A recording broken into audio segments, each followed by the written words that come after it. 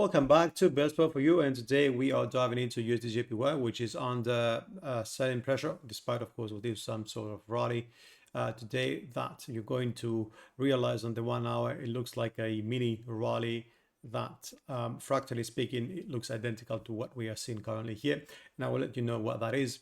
And this selling pressure comes after a textbook technical rejection, which to me really resembles a dead cat bounce. Okay, so we've come from 164 all the way down to 155 or close to, then bounced all the way up to the 50 Fibonacci retracement at 159.50, which also comes at the pretty much same level as the middle Bollinger band. The primary catalyst behind this slide, of course, is the interventionist move from Washington. The Treasury Department announced that it would double the size of its liquidity support buyback operations for 10-year and 30-year debt, and that of course means from 2 billion to at least 4 billion per observation. This is negative for the dollar because by stepping in as an aggressive buyer at the long end of the curve, that the Treasury is officially pushing bond prices higher, and that of course means that long-term yields are being compressed. And the year-Japan yield differential, which has been of course the core driver of the dollar's multi-month rally, also is being compressed.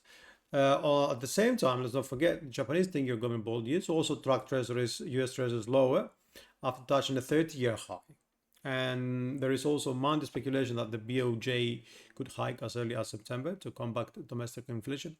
So the macro backdrop looks like it's shifting in favor of yen strength, which of course aligns with the technicals that we see here.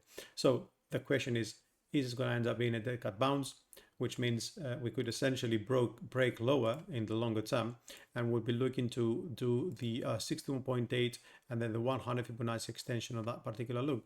That means 154.38 and 151.17 are getting exposed in the longer term. Okay, so if we take into consideration, of course, that we have actually gotten all the way up to 50 and found resistance at 159.80, let's say, and then fell yesterday. Okay, this could be the turning point. Okay, which means we see 5 waves down. Okay, similarly to what we saw over here. However, if we do break above the 50, next target of course is the 61.8, which comes also at the same time at the previous swing low around 160.50.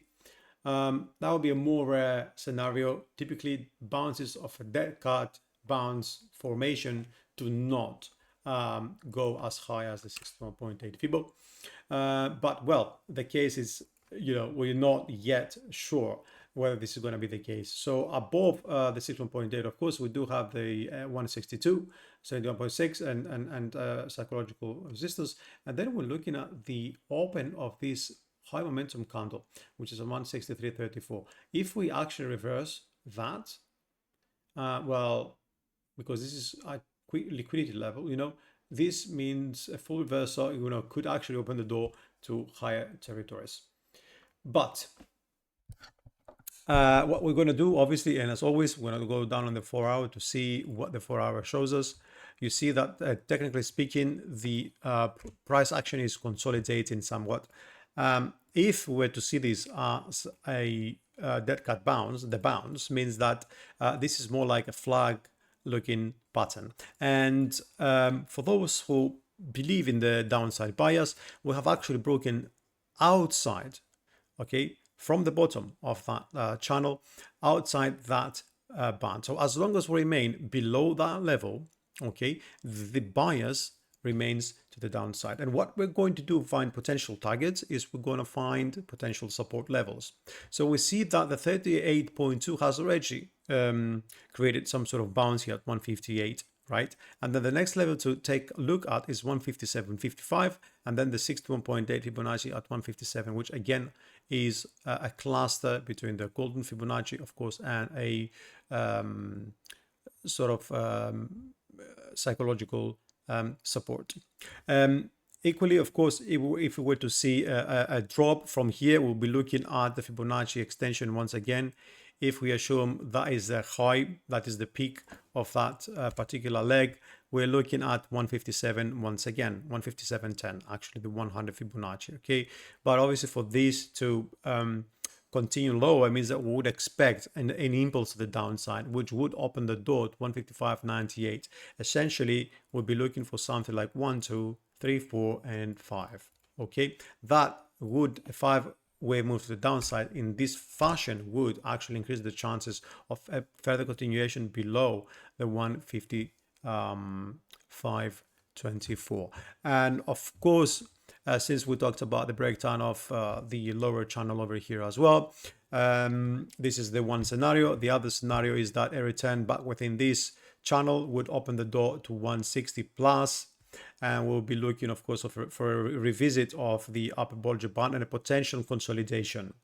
Only if we break above the Bollinger Band here, we could see a potential move all the way up to 161, then 163.37, which would probably suggest that you know, this is unlikely to be a dead cat bounce.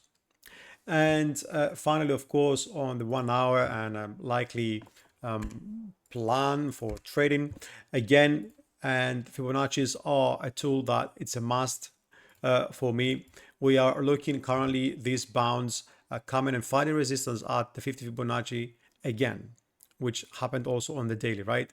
And this is around 158.90. The structure, fractally speaking, also looks very similar because we're looking at a flag-like pattern that came all the way up to the 50 from the previous leg, right? So as we are retesting now this 50% and we are at the upper Bollinger Band, and the bands are still kind of looking a little bit flat, to be fair. We're not looking at an actual decent breakout here to the upside, are we? Well, this developing pattern could indeed lead to further downside. And how would that again pan out? Potentially, you know, if we look at this as an impulse to the downside, we'll be looking for this to hold, and we'll be looking for the 61.8 and the 100 Fibonacci once again, which brings us to 15700 or so. Okay, and 61.8 at 157.18, assuming of course we do break the previous low. Now, if USD JPY rejects that 158.90, which also happens to be channel resistance, right? Look for a rollover to retest 158 initially, okay, down here.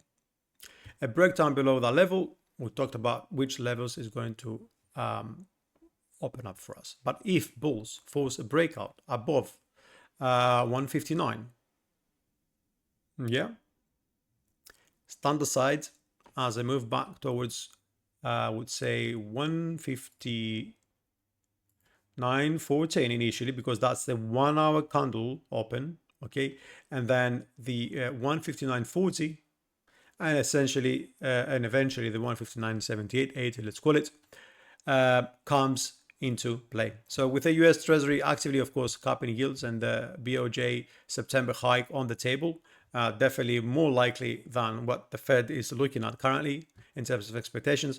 Manage your risk carefully and trade level to level.